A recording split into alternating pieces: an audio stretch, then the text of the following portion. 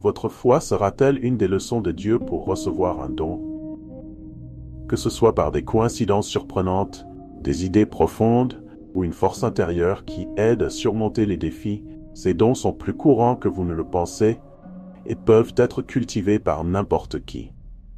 Rassemblons nos secrets à travers ceux-ci, que nous puissions les explorer et découvrir comment ils peuvent transformer notre vie quotidienne.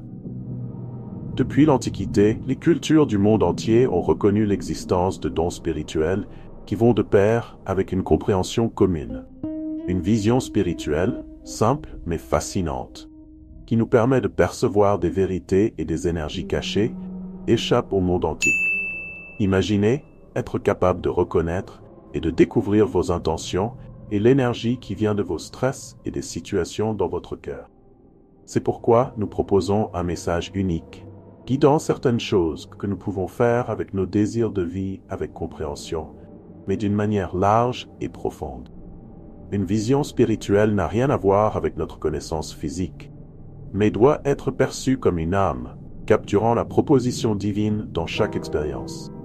Par exemple, chez de nombreux mystiques traditionnels, la vision spirituelle est décrite comme la capacité de ressentir des auras, de ressentir l'énergie d'un environnement ou même de communiquer avec une guidance spirituelle. Essayez de vous assurer que vous prenez des décisions en tenant compte de l'identification des influences négatives et du fait qu'elles entrent réellement en contact avec votre moi intérieur. Pas de problème, cela peut se manifester par une intuition forte que l'on ne comprend pas ou par un sentiment de vigilance qui pénètre dans certains endroits. Vous pouvez ouvrir une fenêtre sur une nouvelle dimension de l'audition. Chaque instant de la vie a un nouveau sens. Un autre don extraordinaire que beaucoup souhaitent mieux comprendre est la capacité d'être témoin de miracles. Nos soldats sont souvent perçus comme des interventions divines qui déplaisent aux lois de la nature, mais qui se manifestent aussi dans de petites situations du quotidien. La différence entre un événement ordinaire et un miracle est souvent une question de perspective et une aberration inexplicable. Lorsque nous écoutons notre cœur pour le divin, nous devons remarquer les synchronicités et les moments afin qu'il n'y ait peut-être rien d'autre qu'une coïncidence. Cette prise de conscience n'est pas réconfortante, mais elle nous inspire aussi. Nous sommes constamment guidés et protégés par les forces que nous aimons. Dans un contexte historique, nos miracles sont également documentés dans presque toutes les religions et traditions spirituelles, de nos textes sacrés anciens aux récits contemporains. Une Bible, par exemple, est remplie d'histoires de miracles, comme des œuvres de guérison et une multiplication de livres. Dans la tradition bouddhiste, de nombreux moines réalisent des réalisations extraordinaires grâce à une méditation profonde et à un alignement avec le Dharma. Dans notre vie quotidienne, nos soldats peuvent se manifester d'une manière ou d'une autre, mais pas plus, comme récupérer quelque chose de manière inattendue ou rencontrer un certain problème à un moment donné. Reconnaître et attirer ces moments est une culture fondamentale dont nous voulons être conscients dans ce que nous faisons. En parlant de guérison, nous ne pouvons pas ignorer le pouvoir de guérison que possèdent de nombreuses personnes sans même s'en rendre compte. La capacité de conservation ne se limite pas à un corps physique. Il s'adresse à moi et à mon esprit, offrant de la nourriture à ceux qui ne les voient pas pendant leur voyage. Qu'il s'agisse d'un chapeau, d'une clé ou d'une simple présence, il est important de savoir soigner en profondeur et rétablir l'équilibre avec précision. Il est possible de décrire beaucoup de choses comme un flux d'énergie divine qui passe par le guérisseur, transformant tout ou quelque chose.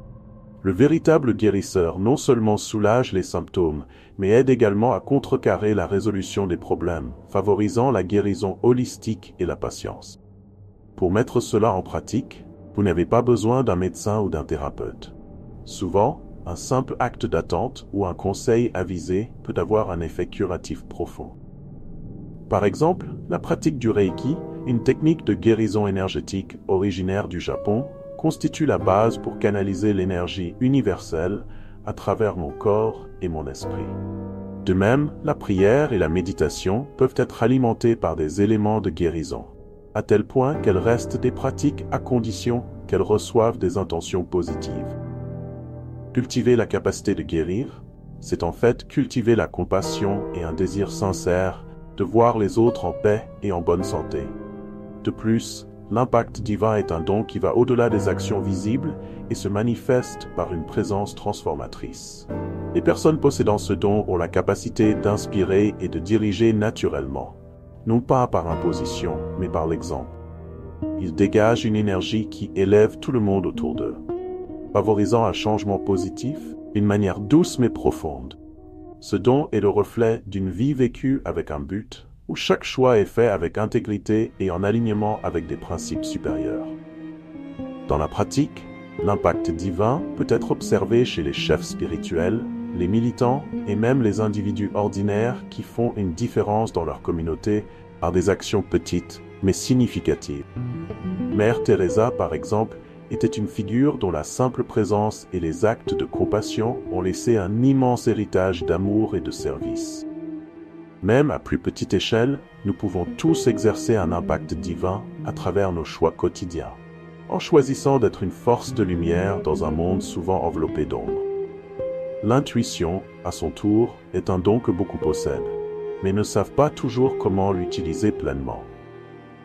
C'est cette voix intérieure qui nous guide, même lorsque la logique semble indiquer une autre direction.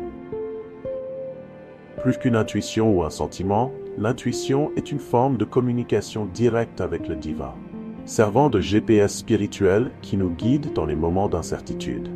L'intuition peut être développée grâce à la pratique de la méditation, du silence intérieur et de la confiance en soi.